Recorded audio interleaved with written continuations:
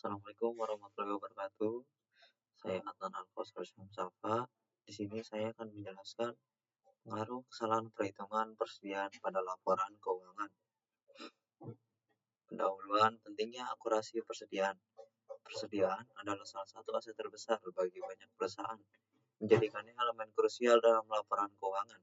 Akurasi dalam perhitungan dan penilaian persediaan sangat penting untuk mencerminkan kondisi finansial perusahaan yang sesungguhnya dan mendukung pengambilan keputusan yang tepat.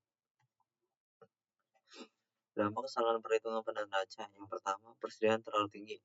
Aset perusahaan terlihat lebih besar dari seharusnya. Yang kedua, modal kerja dan rasio lancar tampak lebih baik.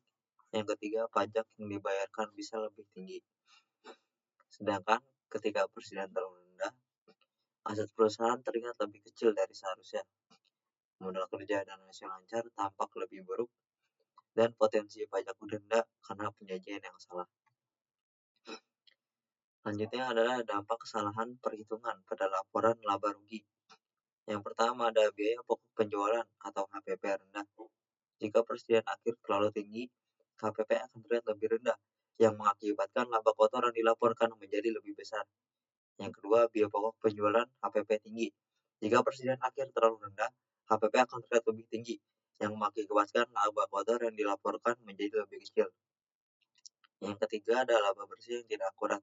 Kesalahan pada HPP secara langsung mempengaruhi laba kotor dan pada akhirnya laba bersih, sehingga laporan keuangan tidak mencerminkan kinerja sebenarnya. Di sini ada studi kasus konsekuensi kesalahan persediaan. Sebuah perusahaan retail besar menghadapi krisis reputasi dan denda besar setelah auditor menemukan bahwa persediaan mereka telah dinilai terlalu tinggi selama beberapa tahun. Kesalahan ini menyebabkan laporan laba rugi, menunjukkan keuntungan yang tidak ada, menyesatkan investor dan kreditor. Konsekuensinya harga saham perusahaan anjlok dan manajemen puncak menghadapi tuntutan hukum. Metode penghitungan persediaan yang kuat. Yang pertama ada FIFO, first in first out. Asumsi bahwa barang pertama yang masuk adalah yang pertama keluar, cocok untuk barang yang mudah rusak atau memiliki tanggal kadaluarsa. Yang kedua ada LIFO, last in first out.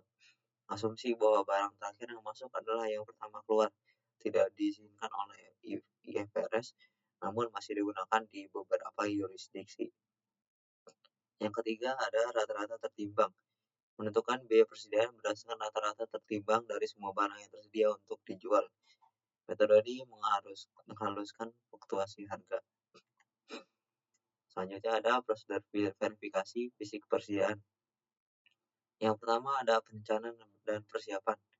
Menentukan tanggal, area, tim penghitung, dan alat yang diperlukan untuk verifikasi. Yang kedua, perhitungan fisik. Melakukan penghitungan manual semua item persediaan dan mencatatnya dengan teliti. Yang ketiga ada rekonsiliasi data. Membandingkan hasil penghitungan fisik dengan catatan persediaan sistem untuk mengidentifikasi perbedaan. Yang keempat ada investigasi perbedaan.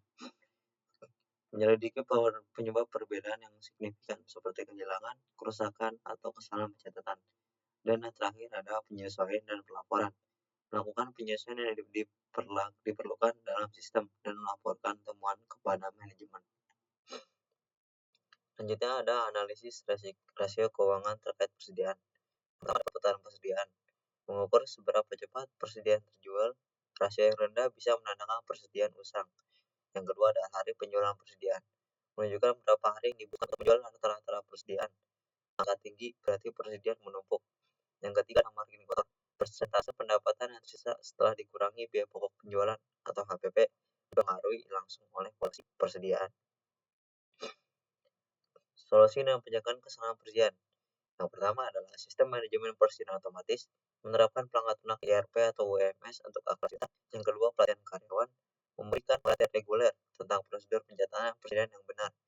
Yang ketiga ada audit internal berkala, melakukan pemeriksaan mendalam secara rutin untuk mendeteksi kesalahan.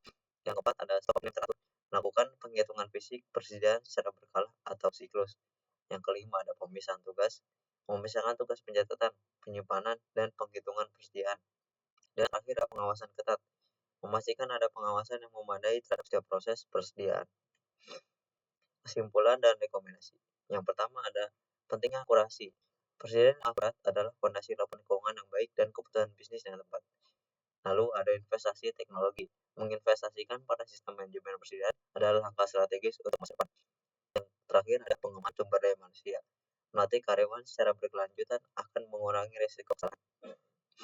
Kesalahan perhitungan presiden dapat memiliki dampak merugikan yang luas, mulai dari laporan keuangan yang tidak akurat hingga keputusan bisnis yang salah.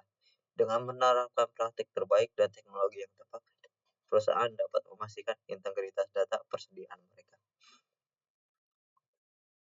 Dengan presentasi dari saya, terima kasih telah mendengarkan. Wassalamualaikum warahmatullahi wabarakatuh.